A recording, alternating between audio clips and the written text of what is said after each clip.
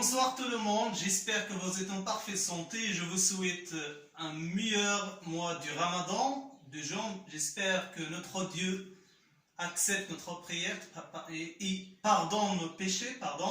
Donc, concernant dans cette séance, nous allons parler du côté linguistique, à savoir fixer le regard sur la langue, un peu pour parler des figures d'atténuation.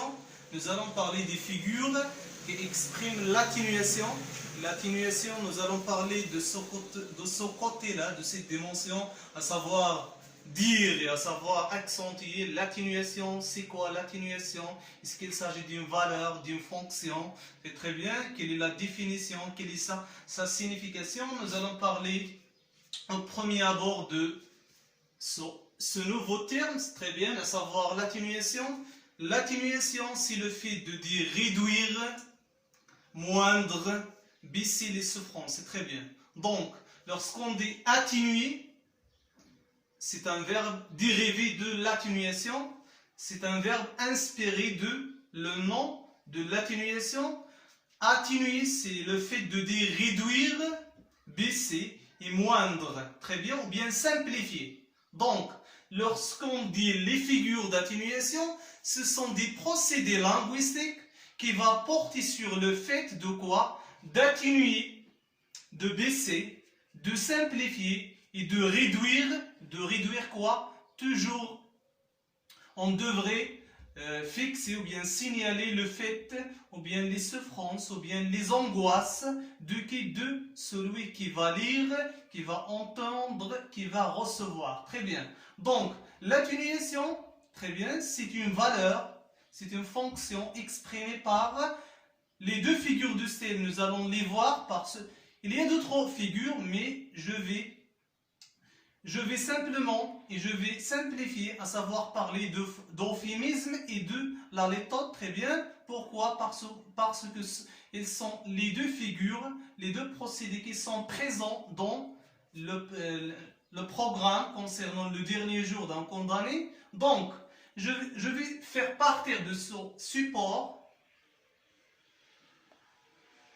qui constitue les deux phrases, les deux énoncés, à savoir, vers la fin, faire sortir la conclusion concernant les deux figures de stèle, l'euphémisme et la méthode. Très bien. Donc, la première phrase, mon frère nous a quittés. Très bien. Donc, c'est une expression, nous a quittés. C'est une expression, très bien, qui remplace l'adjectif qui est mort. Très bien, mort. Pourquoi? Toujours, on devrait interpréter la phrase, on devrait interpréter l'expression nous a quittés, c'est le fait de dire mon frère est mort. Très bien. Donc, pourquoi on a évité l'adjectif mort? Parce que c'est un adjectif qui choque, qui crée le choc chez le lecteur. Très bien. Donc, on devrait l'éviter, on devrait éviter l'adjectif qui est mort parce que il crée le choc. Il crée le choc. Très bien. Lorsqu'il crée le choc, donc, on ne peut pas l'employer. À ce moment-là,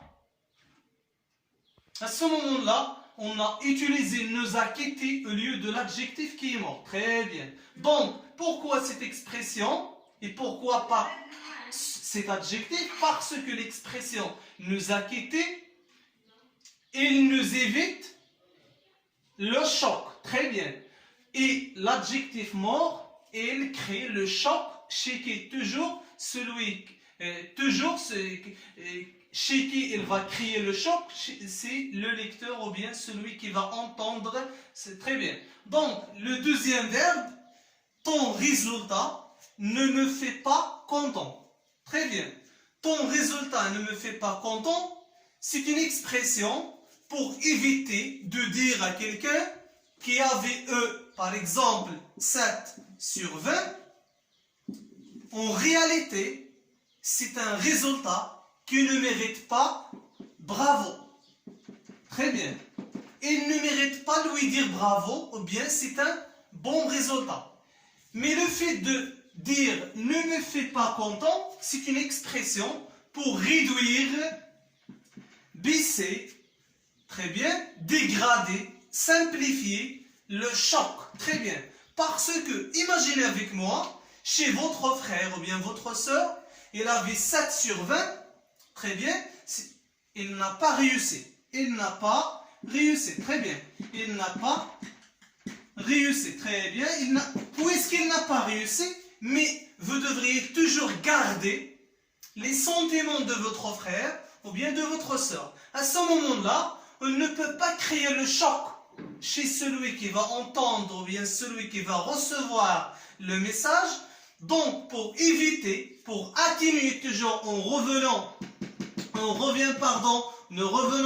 à la fonction bien, à la valeur exprimée par ces figures, nous allons les signaler par la suite, c'est l'atténuation comme étant la simplification, la réduction ou bien la moindre de choc, très bien, qui sera créée toujours chez le lecteur ou bien celui qui va recevoir le message. À ce moment-là, on dit que les figures d'atténuation en général, ce sont des procédés linguistiques qui occupent la fonction générale, c'est de réduire, simplifier, baisser et atténuer le choc, le mauvais sentiment qui sera créé chez le lecteur ou bien celui qui va recevoir le message. Donc, pourquoi j'ai mis l'accent d'une façon générale sur les deux figures de style, à savoir euphémisme dans le premier énoncé, c'est un euphémisme. Très bien, c'est une figure de style qui s'appelle euphémisme. Très bien. Euphémisme, c'est parmi les figures d'atténuation qui occupent la fonction de réduire les souffrances ou bien les angoisses ou bien le choc ou bien en général le mauvais sentiment chez le lecteur. Et le deuxième procédé qui s'appelle la létote. Létote, très bien. La létote, c'est le deuxième exprimé dans la deuxième phrase. Donc, ces deux figures de style, à savoir euphémisme et la létote, sont deux procédés linguistiques appartenant aux figures de style qui expriment en général l'atténuation. L'atténuation, c'est une valeur, c'est une fonction qui exprime l'effet recherché. Recherché chez qui? C'est très bien, on devrait toujours cibler le lecteur, celui qui va lire, celui qui va entendre, celui qui va recevoir le message. C'est très bien. Donc, quel est le général, la conclusion, la synthèse qu'on devrait retenir de cette séance, c'est que parmi les figures de style en général, il y a plusieurs valeurs, à savoir l'atténuation, comme vous voyez dans cette séance, comme le manifeste le montre, ces deux exemples, à savoir euphémisme et la létote, mais il y a d'autres valeurs, d'autres fonctions, très bien, comme on a déjà vu avec l'opposition, comme on a déjà vu avec très bien la ressemblance ou bien l'analogie. Donc, s'il vous plaît, ce qui est très nécessaire à retenir, ce qui est très primordial à garder et à mémoriser dans votre tête, c'est que les figures, c'est la leçon qui est très importante, qui est toujours présente dans les examens régionaux. Donc, on devrait accentuer chaque valeur. Lorsqu'on fait attention à la valeur, à ce moment-là, on met l'accent également sur les figures appartenant, exprimées pour et par chaque valeur. Très bien.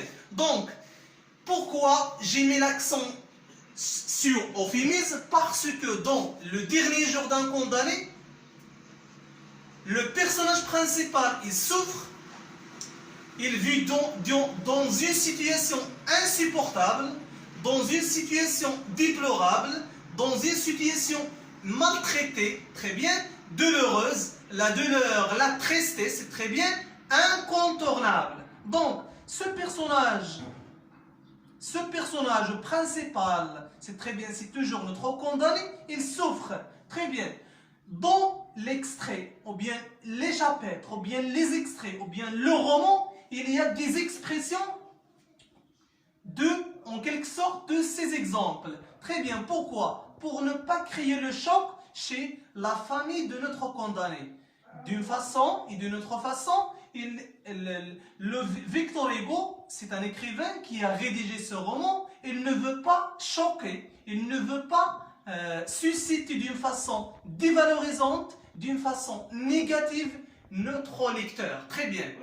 Pourquoi? Pour ne pas créer le choc chez le lecteur, chez la famille de notre condamné. Donc, en général, je mets l'accent et je mets la fin à cette séance. J'espère que vous êtes en parfaite santé et j'espère également avoir le meilleur mois de Ramadan pour nos étudiants, nos élèves, nos amis. J'espère également que vous prenez en considération vos documents, la préparation.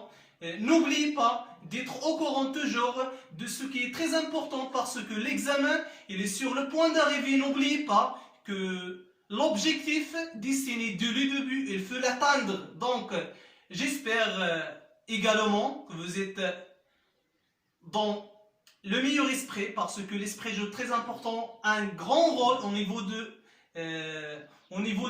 la gestion de votre temps, la gestion de tout ce qui est l'énergie, etc.